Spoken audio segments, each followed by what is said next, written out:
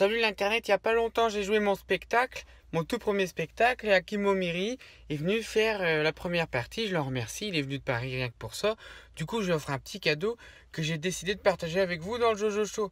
Allez, je vous montre ce que c'est.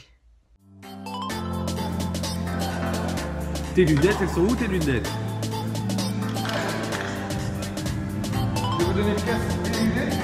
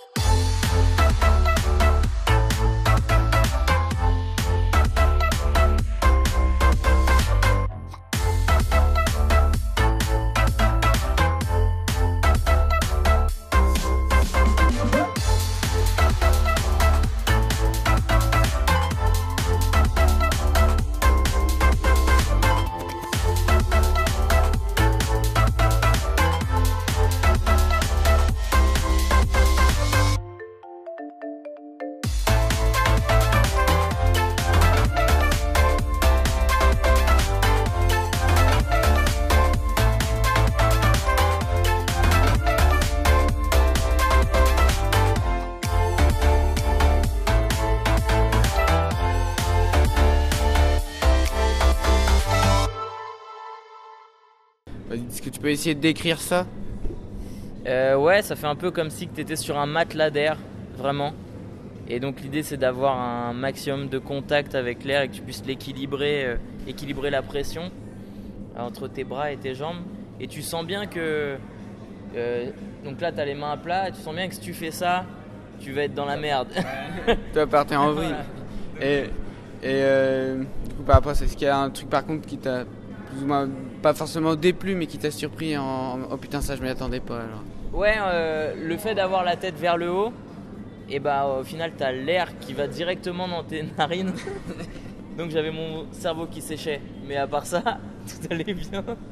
Ta web série qu'on avait présentée dans le Jojo Show, elle est terminée. Ouais, la saison 1 est finie. Voilà, on va pas spoiler la fin comment ça se finit, mais ouais. Donc la saison 1 est finie. Et du coup j'en profite, j'annonce ici qu'il y a la saison 2 qui est écrite et qui devrait arriver bientôt. Avec les auteurs aussi de Game of Thrones qui écrivent avec toi. Donc il y aura des morts. Des acteurs, pareil, les mêmes. Et sinon régulièrement maintenant sur ma chaîne je vais rajouter des sketchs que, comme j'ai pu faire sur Golden Moustache, si vous avez vu Covoiturage, il y aura des sketchs clairement avec moins de budget. Mais du coup Hakim... merci d'être venu tester ça. Bon, même si c'est plus à toi de nous remercier, mais vu que tu le fais pas, je vais le faire à ta place. Ouais, donc, voilà, remercie-moi d'avoir fait le déplacement. Ouais, voilà. Merci de m'avoir invité. Voilà, pas de soucis.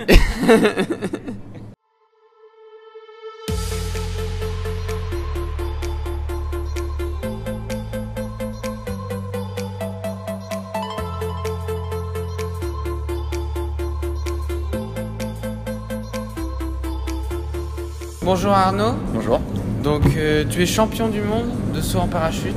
Tout à fait, ouais, depuis 2010 en fait, en vol relatif à 8. Donc c'est une équipe de 9 personnes, 8 compétiteurs et un gars qui filme au-dessus. C'est un sport collectif. C'est un sport collectif, ouais.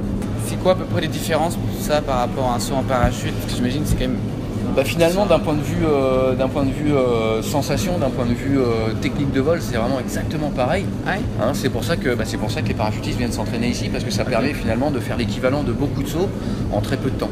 Et alors, est-ce que je peux te poser des petites questions techniques sur la machine? Est-ce que tu connais un peu? Si je sais répondre. Genre, est-ce que tu saurais nous décrire un peu ce que c'est en fait? Donc là, on a l'énorme hélice qui tourne. Voilà, c'est ça. Donc ce type d'outil là, c'est un tube qui fait avec une zone d'évolution qui fait à peu près 15,50 m de hauteur sur 17 pieds de diamètre. Donc en gros, le cercle au centre là, il fait à peu près 32 mètres. Moi, carrés. j'ai pas dépassé cette hauteur, donc.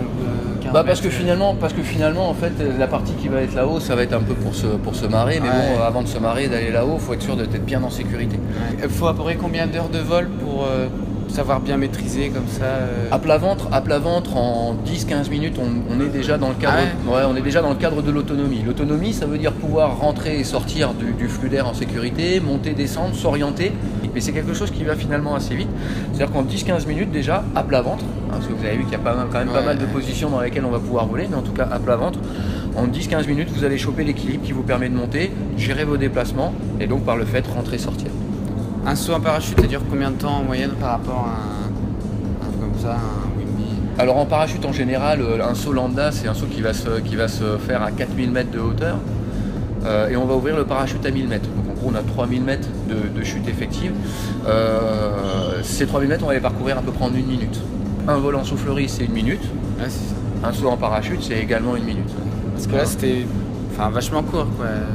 C'est une sensation Ouais. effectivement, mais la notion de temps, elle est vraiment tronquée par le stress finalement. Là, vu qu'on est en mode 200%, forcément, le temps paraît très court. C'est pas comme à l'école où 1 heure, ça paraît 6. Voilà, c'est ça, exactement. Ok. Arnaud, merci pour tes réponses. Merci à toi. Voilà, et puis plaisir. là, t'es à combien de sauts de parachute du coup? À peu près 10 000 sauts. 10 000. Bon, pour le 10 000 À peu unième. près 3000 heures de soufflerie. Ok, bon. Environ.